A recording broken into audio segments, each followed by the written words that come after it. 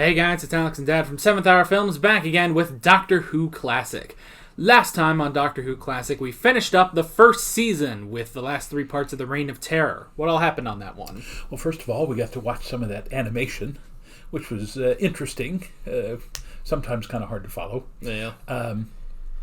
But it turns out the one of the guys that we thought was the bad guy all along appears to have been the good guy, and he manages to get the Doctor and Barbara and Ian and Susan, and he's going back to England, and so he drops them off on the way to Calais at the TARDIS, and then when they take off, they actually, for one of the very few times, have no idea where they're going. There was no teaser for the next one. It was just like, well, that was a great adventure, and then just kind of left it. Yeah. So we honestly don't know, like, if there was a break between these 2 seasons or anything. It is possible, I suppose. The only thing is, I know that apparently, like, there was only one time throughout all of Doctor Who Classic that they actually did a rerun, and that was sometime, I think, during the Troughton era, where they just didn't have an episode, like he was on holiday or something, so so they just reran an episode or 2. So, but yeah, I have no idea, but yeah, we didn't really get a tie-in to... the only thing we got was next episode, Planet of Giants, and it's like, all right. It would be interesting to go back and look at Season 1, all the series and all the episodes, find out exactly how many weeks that was. Yeah. Because, for example, normally in the 60s, a regularly scheduled show would probably run anywhere from 25 to 30 episodes, and then do the repeats over the summer. And, of course, they would schedule Christmas specials and stuff like that. But Doctor Who would have had to have gone, if it was like, Coronation Street and some of the other soaps, it would have literally had to go 52 weeks a year. Yeah. So, I think we tried to, I think one time we did actually, count out how many episodes there were, and I think that only got us into, September of 1964. Yeah. So, yeah, I'm not sure, if this season starts off, now it's November, a year after the premiere, or if it's the next week is, here we go. Yeah. So, the only thing I could think is maybe it is like there hasn't been too much time between seasons because they still had the title of the next episode on the end of the last episode. Yeah. So, yeah, I have no idea. Let's find out. Yeah. But before we get into that, because it is the first episode of the season, I am offering full-length reaction for this episode for free. The full unedited reaction, if you want to go do that. Which, this is finally an episode where this is a possible thing for people to do, because the last 2 times we did it, the first time I offered full-length for free was for Doctor Who and the Daleks, and I'm pretty sure no one has that movie, so that didn't work. And then the next time we did it was for the first 4 parts of Marco Polo, which is, it's a reconstruction, so do people really want to do that? Finally, we have a legitimate episode that we can do this on. So, yeah, what you gotta do is head down in the description, in the pinned comment, if I remember to do that, and there will be a link over to my Patreon page, and it'll take you to the full unedited reaction. There's no show footage because that would be giving you the entire episode, and that's not really legal. So what you got to do is sync up your copy of this episode to our footage, and you can watch it, and it's completely unedited, which means there's just going to be a lot of times where we're quiet until we decide to say something funny. So we hope. Yeah, so you can try it out. Luckily, this episode is only 3 parts long, so shouldn't be too bad if you want to try it out. Now, are there only 3 total episodes? Yes. Oh, there's only 3 episodes in the story. All right, cool. Which actually, that is a bit different. We've never just had a 3-parter. We had a 2-parter once, but they've mostly been 4, 6, and sometimes 7 parts. So, but yeah, this one is just 3 parts. You'll get a complete reaction in this full length, if you want to do that. And if you like that, and you're like, hey, you know what? I like full length. Maybe I want to do this on more shows that is on this channel, then right there on my Patreon page, you can sign up for full length, and you will get everything, all the 9 million shows that I'm doing. So, yeah. But you can go do that if you want. If you don't want to, then just wait like 10 seconds. We'll start up the reaction here. So, Okay. yeah, so we should get started, I guess. And no sound again. No, that is very odd. Go back to the fortification and I want you to check everything, child. You understand? Everything! Well, at least we seem to be all right. I do remember that word, fault locator from Venture in Space and Time. What do we do now, Doctor? Take the scanner out and strip it Oh, down? no, dear boy. No, it's most puzzling, of course, but now we don't know what's behind those doors. Oh, we must go outside and look. You said it was quite safe. Yes. I wonder why. Well, we must see. I open the door. Well, maybe they're going to finally stop using the Will all of scanner. you, cautiously, please. Doctor! Doctor, it's a huge snake! What? Yes. Let's call the others. Oh, yeah, wait. It's an earthworm. Well, Sea Company Limited, Norwich. Norwich, that's England, isn't it? Norfolk. Yes, it is. Susan, this means we're on Earth.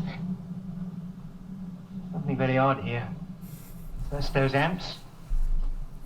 Now this. so they're not on a specific planet of giants. They shrunk by accident. Increased in size. We've been made smaller. Smaller? We have been reduced roughly to the size of an inch. An inch.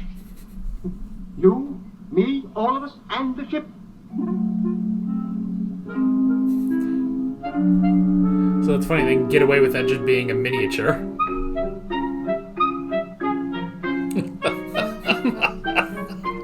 I bet they're in the 60s, Must get too. hold of the others quickly and return to the TARDIS. What's that? What is it? Run, Susan, run!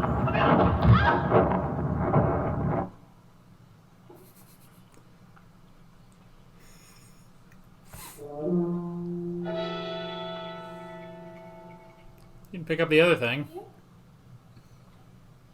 Ian, where are you? Oh, Barbara! Was he still in the matchbox? Maybe? I thought he jumped out. What's the matter? No, please, no. Let me do it. You might hurt yourself. You just Oh. help me. Be careful, Grandfather. I want to see this. Oh, That's not the stunt actor, is it's a it? tremendous distance to No, me. alright. Of course. Oh, that'll cause There's problems. a cat. There are many insects which make a vital contribution to agriculture, and these insects must not die. Did you know that? Does Smithers know about this? Well, This I have is expressed my doubts, right but at the beginning of the ecology so movement. engrossed in this venture that Banning of I shall have DDT, to things break like the that. hard facts to them very DDT was an I see. insecticide, but it also ended up killing a lot of birds and other things like that. Because I've never allowed the word can't to exist. There's always a way, always. Not this time. This isn't business. This is science. The formula is unacceptable, and I can't, and I do mean can't, Mr. Forrester, allow DN6 to go into production.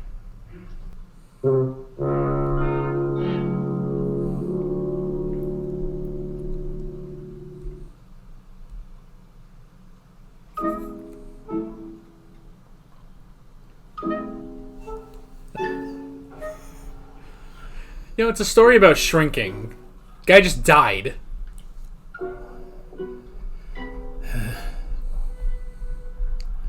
This is a very interesting we're thing to progressing watch nicely. at this current No time. more of those dead ants, Doctor. Yes, People rather Putting widespread, I'm the afraid. economy against I wonder science. what would have happened to us if any of those creatures had still been alive. Yes, I wonder.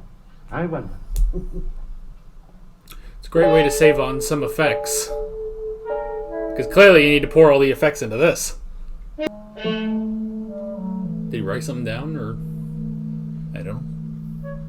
And you say you saw that man? Yes, he's over here. Oh, not any further, please. Did we skip like 3 scenes? Exhausted. It's taken us... I'm guessing the cliffhanger is going to be the cat. Probably. As I said, my dear, it's fortunate for all of us that everything is dead. Grandfather!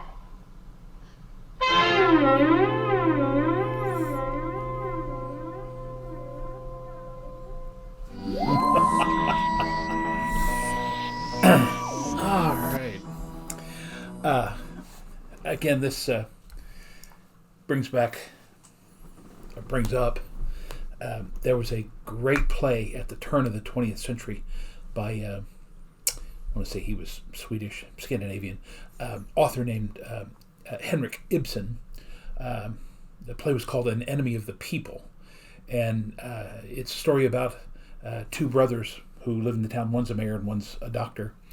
And the town is about to open up this spa, and they're going to make millions and millions of dollars because it's going to be a new vacation destination. And the doctor finds out that the water is actually very harmful to human beings. So he's going to basically come out and say, hey, I have to tell everybody that we can't open up the spa because the water is poisoned or whatever it was. And the town actually turns against him because they say, you are depriving us of the possibility of becoming millionaires. And he goes, but don't you understand, you'll be hurting people if you do this. So again, this is that whole idea of, do we open up the economy and help everybody in our town, but risk the lives of the people who come here? So again, very timely topic for what we're going through right now in the quarantine. And none of this was ever planned for us to watch. Wow. Yeah. Talk about your great coincidence. Yeah. And I was actually thinking that, because you called it the cliffhanger is the cat. And the only thing I was thinking is, what if they look up and the TARDIS is in the cat's mouth and it just runs off with it? It's like, well, there goes the ship again. Because that's the thing. If they can get back to the ship, I don't know. I don't know what they could do. Yeah. So this is very odd. And I did actually have a thought. Okay. So technically, I know what the next serial is going to be, and it's interesting. I was kind of thinking maybe this could possibly lead into it, but we'll have to see once this is all said and done. So yeah. But yeah, this again, right at the 64 would have been right around the writing of Rachel Carson's book. What was it called? Silent Spring. What happened was, again, they sprayed DDT, if I recall correctly, to get rid of mosquitoes because they realized mosquitoes were carrying malaria and other diseases. The problem was DDT began to settle into the ground and into the water, and when birds ate grass or leaves that had the DDT on it, it affected them internally, and their eggs, when they laid eggs, the shells would be soft and they would break, and so it killed off generations of birds like that. And so ultimately they had to try to ban it, but again, the corporations that were behind DDT literally tried everything they could to prevent it from being banned because it was a money-making proposition. It was going to make them billionaires. Yeah. So this is just, wow, it's just uncanny how timely this is. It makes me wonder, are we going to get into, the rest of that storyline with that guy who shot him and stuff like that? Are we going to get into that? Because I don't feel like the Doctor and the gang are in a position where they can be a part of that storyline. Well, unless they somehow, come back to their real size by episode 3. It could be that, next we'll get to the TARDIS, we'll grow, and then we have to go deal with that. But again, considering that Ian and Barbara stay on through this season, if I recall correctly. I think so. Yeah, so.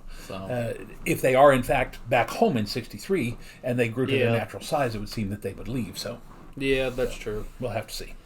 Yep. But fascinating coincidence here. Yeah.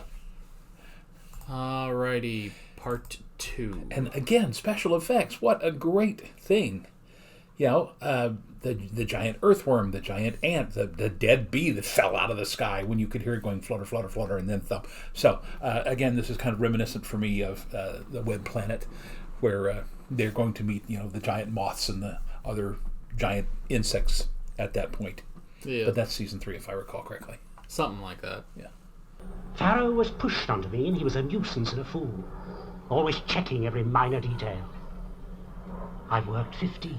Sometimes 16 hours a day, every day on this experiment. Yes, I know. You don't know anything. All you cared about is how much money you can make.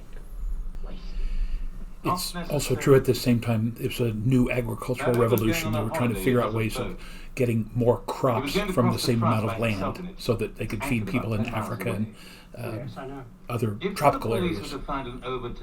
Awful smell of chemical in there. Oh, yes. It's not just an ordinary drain pipe, is it? No, I wonder if that pipe extends into the room where that briefcase went. Are you thinking of climbing up the inside of it? Yes, of course, my dear. There's no other way. Far for you, Grandfather. Well, if it is, I shall have to give up, but I'm not going to give up before I've tried. Can you just And go remember, under the you must door? think of the other two. I mean, you have to They must climb be up onto constantly the table, reminding but themselves still. they're only 1 inch high. I haven't thought of a way of getting out of this place. Oh, yes, you're right. It is wheat. Oh, it's all covered in some sticky stuff like toffee. Well, whatever killed those insects could easily kill us. The doctor said something like that. I'd forgotten. Well, don't touch anything, eh? Yes, I think they must be inventing a new insecticide. And they've sprayed these seeds with it.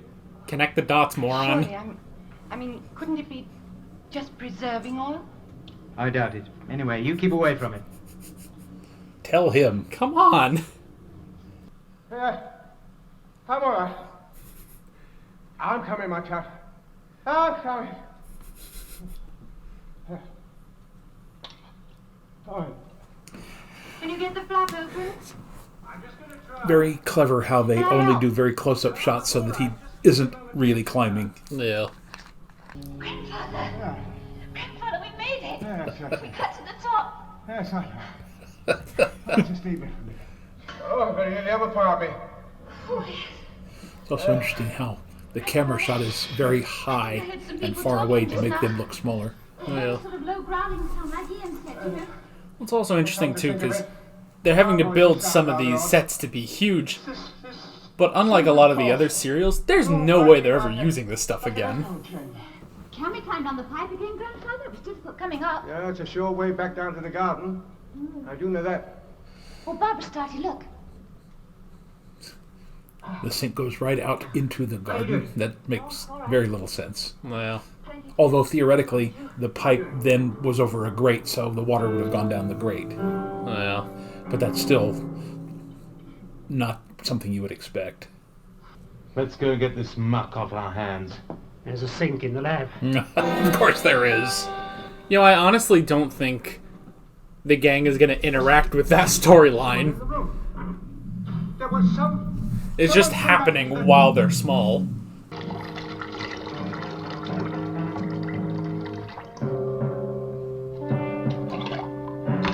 Oops.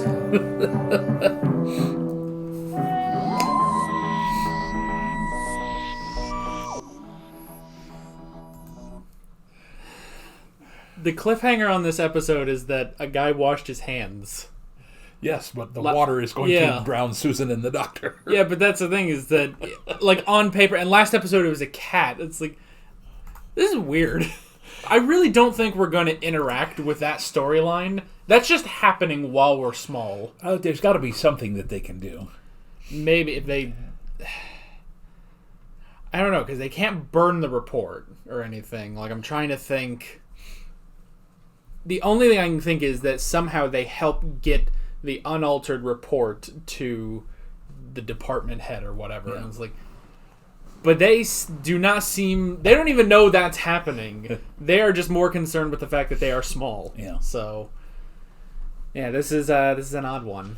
Yeah, but fun. Yeah, it is definitely fun. It's just so different from what we're used to. And again, now the story obviously doesn't have a huge amount of action. It's more just the predicament of you these incredibly tiny people in this incredibly large world.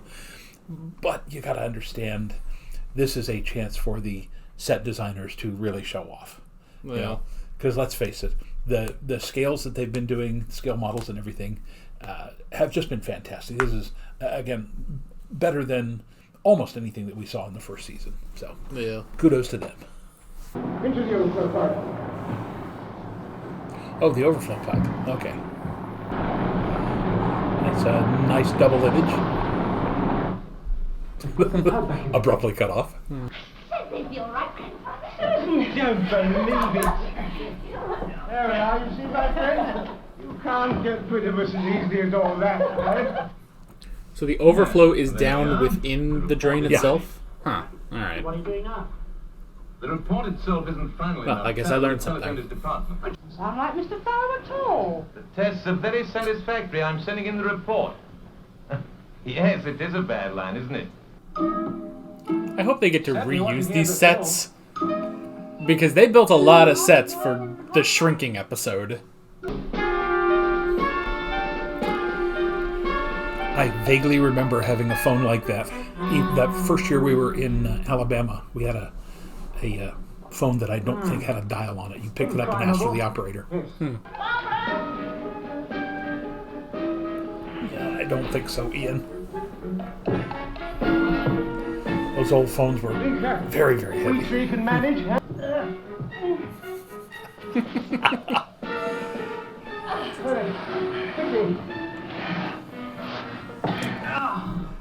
Modern day phones, landlines like that are made out of lightweight plastic. That was the stuff called Bakelite, which was very dense and very heavy.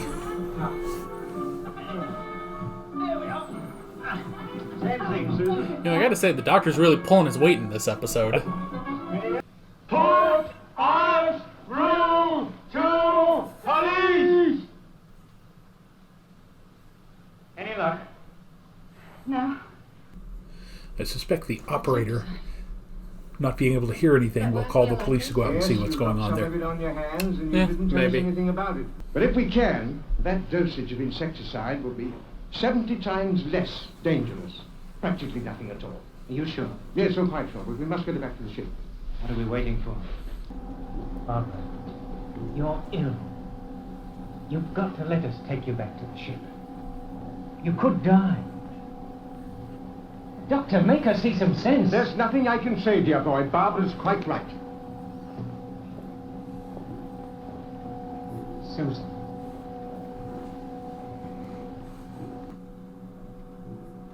Again, did we miss a scene? Hello? Mr. Farrow? Yes? I'm sorry. London has broken the connection. Perhaps they'll call again.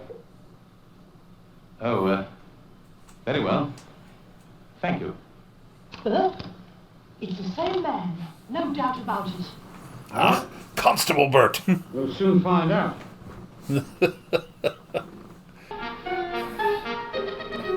This ought to be fun. Gonna have to really book it to light that thing. Well, all he has to do is strike it, and then the gas will eventually collect in the room, and then it will ignite.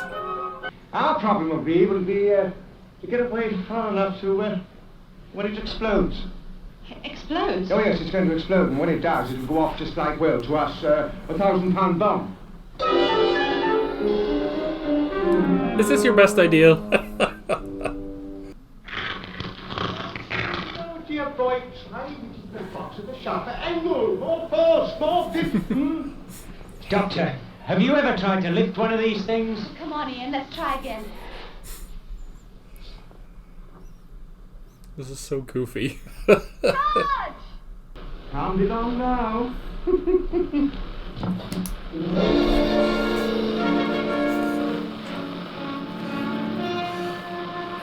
Oh, the insecticide is flammable?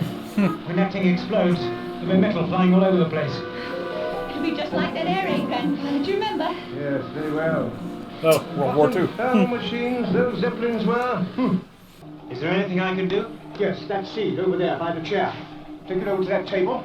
So that we can all see it and wrap that round. Can you do it? Is this the only reason the Doctor has had a cape this entire time? Because I really have been wondering.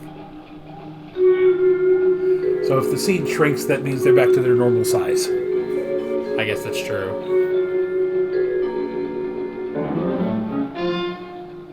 Doctor, Can we get a remaster that puts back in the TARDIS sound? Then we are back to normal. Completely, my dear. Now, before I get up and see where we are, I suggest you all go and have a good scrub. Off you go. Some of those round things on the wall, are those painted on? Kind of looks like it. Possibly. Dear, now is that irritating? I see it beginning to materialize.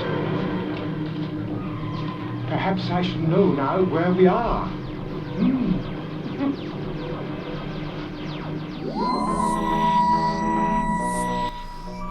All right. World's End. All right. So, no, it will not tie... This episode does not exactly tie in to what will happen next episode. Yeah. So... Now, that there at the end, he was looking at the monitor, which was broken back in episode 1, was it not? It was, I guess... Got better. It got a little bit better, but it doesn't work properly. Yeah. So But I thought it actually blew up.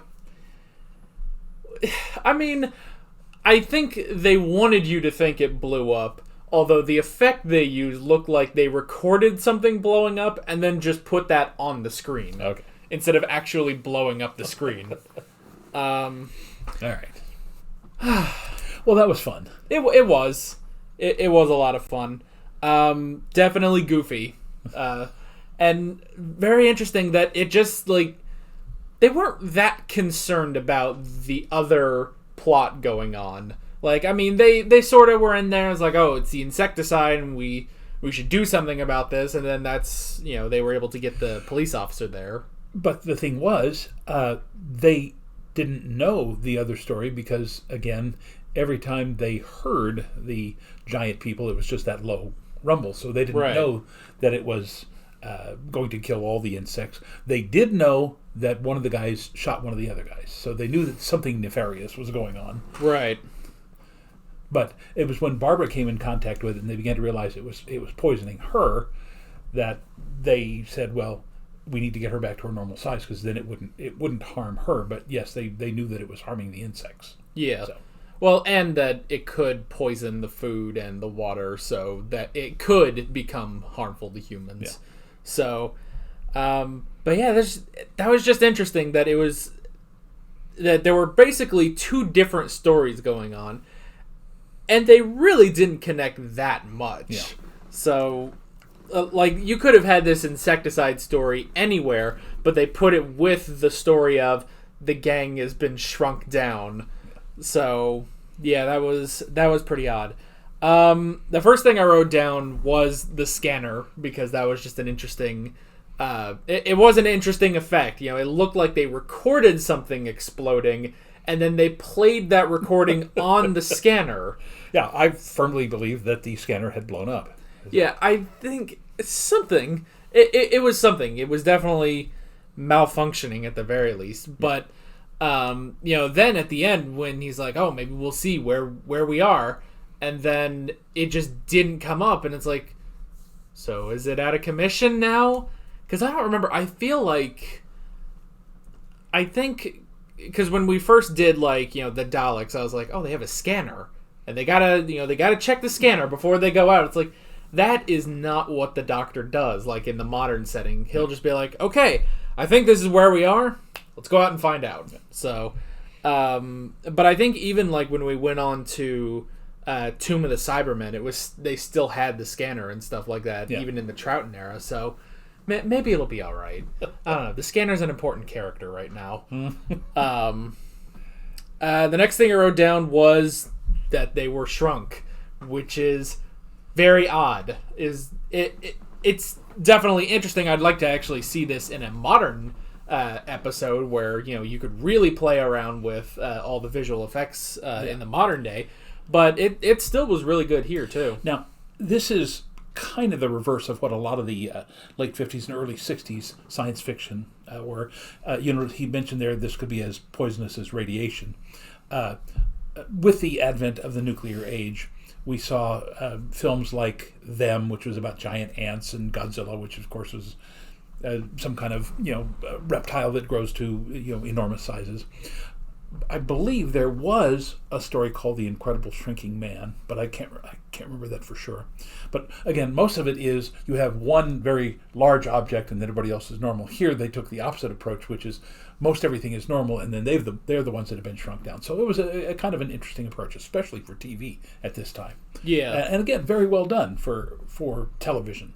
Now, again, we saw a couple of, did we miss a scene there? Because they were, it seemed like they could have. It felt like they cut out a couple of the connecting scenes. Like, it's like, all right, well, let's go, let's get Ian. Next scene. All right, so we've explained everything to you, Ian, so now let's go. Or, there was something that's like, oh, Barbara has said something important about the insecticide, and that's why we can't go back to the ship immediately. But we didn't see that scene, we just have... Oh, well, that's just what happened. Let's move on. Yeah. A couple of minor things. And again, we understand that the cat was in there for the cliffhanger. But after the cat ran away, we never saw the cat again. So they were never in any real danger from the cat. Cat didn't do anything. Again, having more time to write, they might have been able to take out some of the, the cat stuff and all of the water going down the drain. They needed that to just keep your suspense going until the next week. But they could have then expanded some of the other stuff in episode 3. So again, minor point. But overall, had a lot of fun with it. The one thing I could think of for, so the cat has more of a purpose is if you somehow baited the cat into, like, turning on the gas or something like that. Like, that way the cat is involved for some reason. Because, it's like, that cat... was there, and then he looked, and then he left, and then that cat is never seen again. Yeah. For all we know, Forster killed him. So. Well, that would be another thing, though, is if the cat somehow ate some of the seeds, or somehow got the insecticide and it died. Yeah. Then again, the other scientist or the constable there at the end could have said, "Hey, wait a minute, why is this cat dead? Oh, he accidentally ingested some of this stuff, and we're all going to jail because it turns out to be poisonous to everything."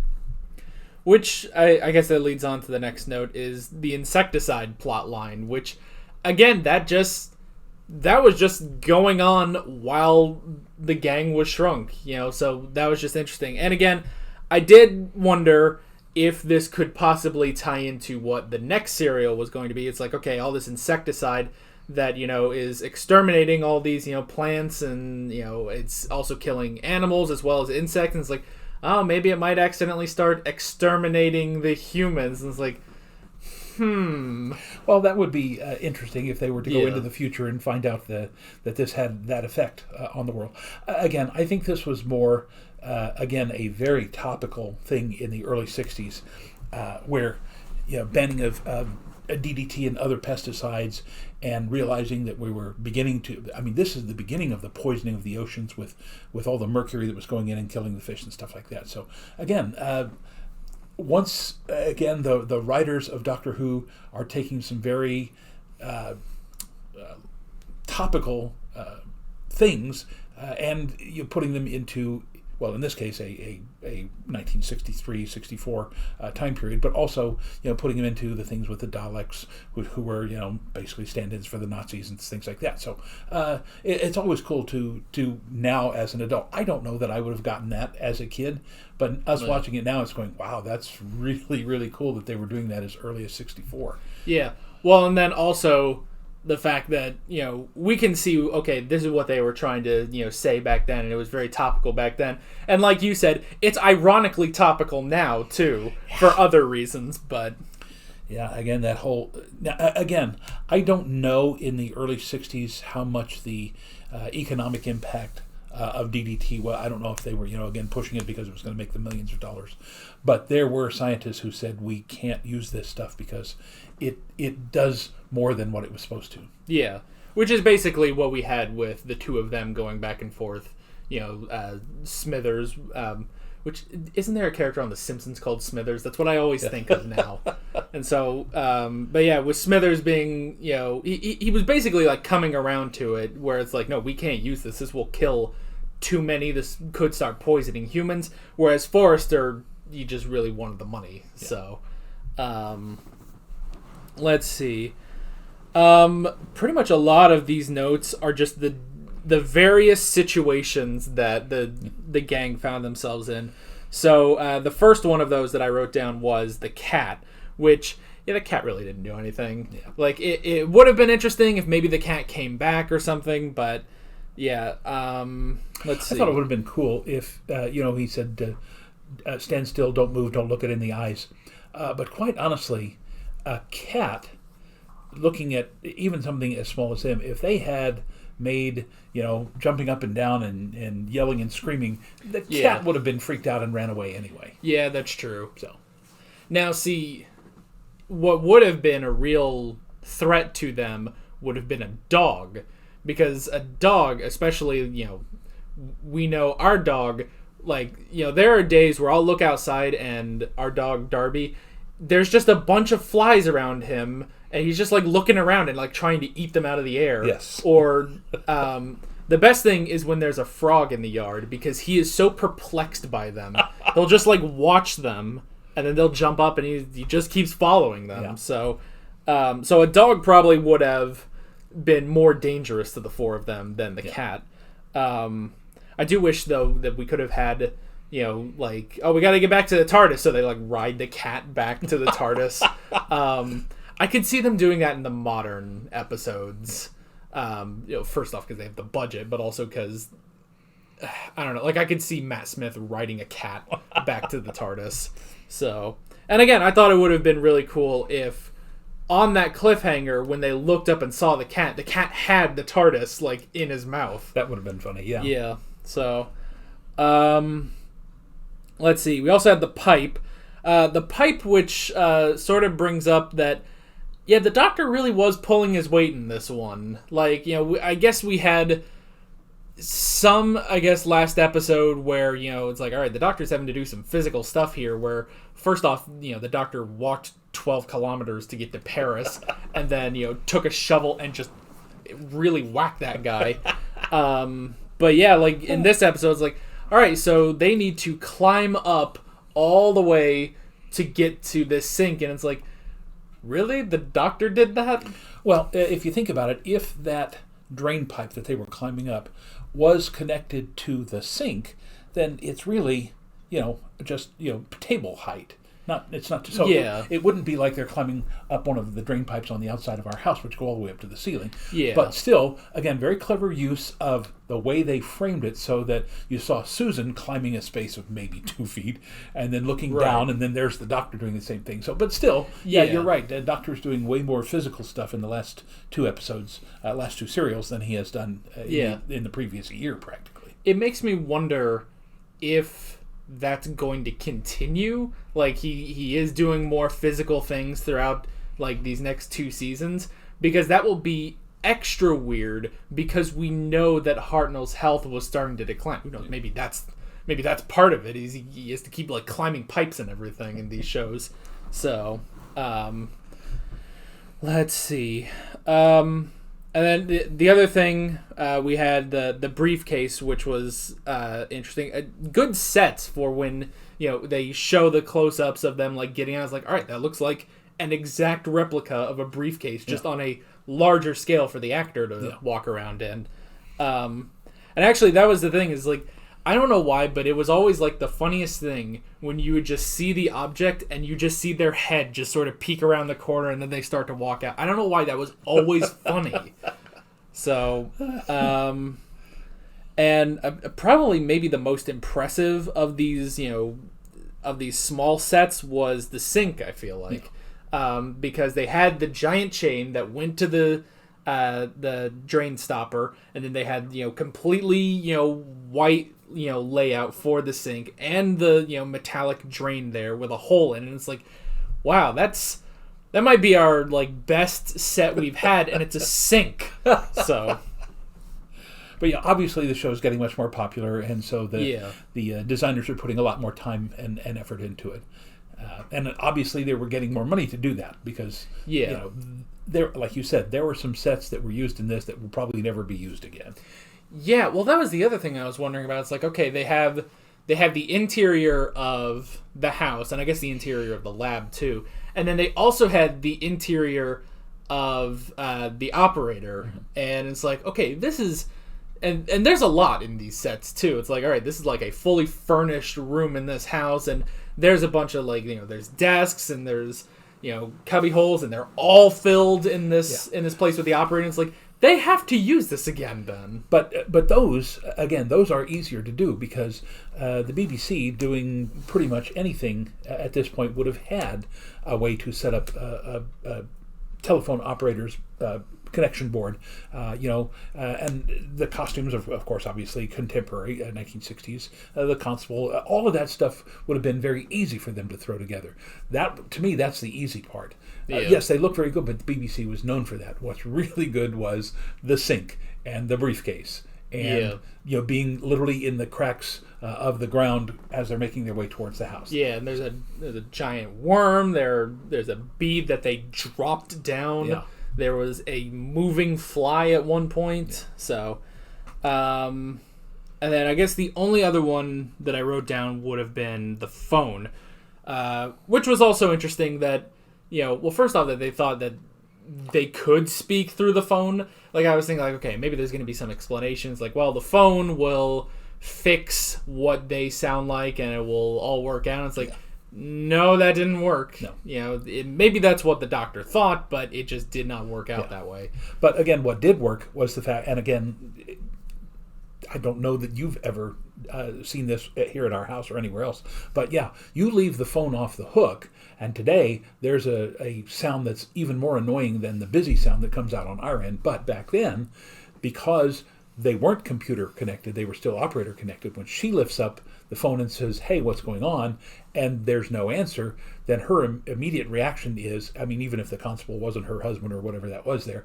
to call the police and say, hey, listen, I've got a phone off the hook out at so-and-so's house. Please go and make sure that they're okay. Yeah. Because usually what that meant is somebody who was trying to phone for help has then passed out or died, and so you want to get people there to help them as quickly as possible. Yeah, and so they do that, but then it's also that that the guy did pick up the phone, and they were on to him already. That it's like, oh well, he sounds exactly the same. There's no way it's the other guy, which was interesting because that was also probably maybe one of the dumbest things about the episode is that he did not change his voice whatsoever. He put a cloth over the phone, and that is supposed to make him sound like the other guy. But he did say, oh yes, we've got a bad connection, so that would supposedly alter his voice enough.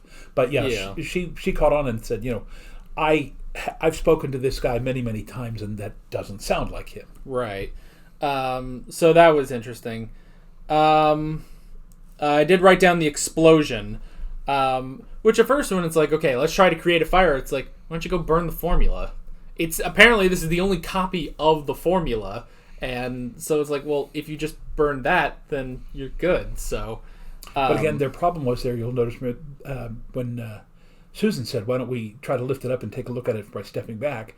And I think Ian said, "No, it's too heavy. We'd never be able to lift it and then set it up." And by the way, if you set up a piece of paper, it's going to slide back down because on its own, paper would be too light to stand up like that. Yeah, that's true. So I guess it was just, well then okay, so whose bright idea was it in this lab to put the highly flammable insecticide right in front of the gas line? But if you weren't expecting anybody to turn the gas on, that shouldn't be a problem. I guess, and no one expects, because it's also the added step of you have to then light the match, so. Yeah. But that was also really fun, again, when they're just making use of the four of them interacting with these giant objects now, when it's Ian and Susan having to run as fast as they can to light that match. Yeah. And then the doctor gets on and is like, no, you need a sharper angle for this, and then you'll get it. And you can tell Ian is just so done with this. Like, have you ever tried to lift one of these? So, a lot of great comedy in this one. Yeah. Definitely. Let's see. I did just write down Forrester. He was an interesting character. And so when the explosion happened, is that to say that the shrapnel hit his eyes? Either that or the insecticide that was inside that, Okay. Like, I couldn't figure out, like, was it the shrapnel? It's like, if that was shrapnel, I feel like there should be more blood coming down his face. Yeah. But they didn't do that. Yeah, I suspect it was really just the insecticide, the liquid or gas by that time, whatever it was. Yeah. So it was only him, though. It wasn't Smithers. So, and then I guess the last thing I wrote down was that they were able to grow back. And see, I guess this does prove that every situation can be solved if they would get back to the TARDIS. And that's why the TARDIS has to be taken out of every episode, basically. Unless the episode is set on the TARDIS, basically. Yeah. So yeah, they were able to grow, and we kind of got a teaser for next episode, but not a ton. It's just, the scanner still isn't the scanner's working. screwy, and he looks up and goes, oh no, or... Yeah. And see, I was kind of wondering if... now, you don't know what the next episode is. No, again, it's been 50 years, so... Yeah. Well...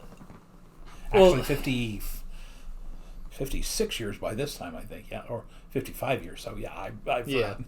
So well, now I don't want to tell you what next episode is. I want that to be the surprise. But it would have been interesting if like the scanner revealed something horrible had happened. So well, we do know it's called World's End. So yeah, that's the third Pirates movie, I believe. So. Yeah. The longest and it was all right.